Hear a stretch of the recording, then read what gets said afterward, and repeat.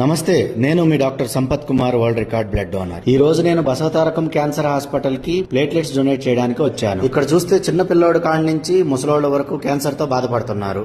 అసలు క్యాన్సర్ రావడానికి కారణాలేంటో ఈ వీడియో చూడండి.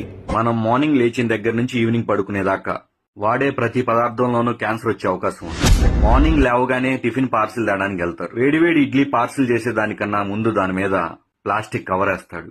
క్యాన్సర్. ఒకవేళ ఫుడ్ ఇంట్లోనే ప్రిపేర్ చేసుకుని తిందామని ప్లేట్లో పెట్టుకుంటే ఆ ప్లేట్ చైనా ప్లాస్టిక్. క్యాన్సర్. తాగే వాటర్ బాటిల్స్, స్టోర్ చేసే వాటర్ టిన్స్ రెండు ప్లాస్టికే. క్యాన్సర్. సాయంత్రం పూట స్నాక్స్ మంచూరియా తింటారు, దాంట్లో ఒక ఫోర్క్ ఇస్తాడు. ప్లాస్టిక్. క్యాన్సర్. కారాలు, పచ్చళ్ళు, పోపులు ప్లాస్టిక్ డబ్బాలో నిల్వ చేస్తారు. క్యాన్సర్. స్నానం చేయడానికి ప్లాస్టిక్ బకెట్ లో హీటర్ పెడుతున్నారు.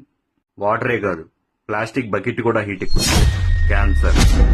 ఆరోగ్యానికి కొబ్బరి బొండ తాగుతారు, కానీ దాంట్లో ప్లాస్టిక్ స్ట్రా వాడతారు.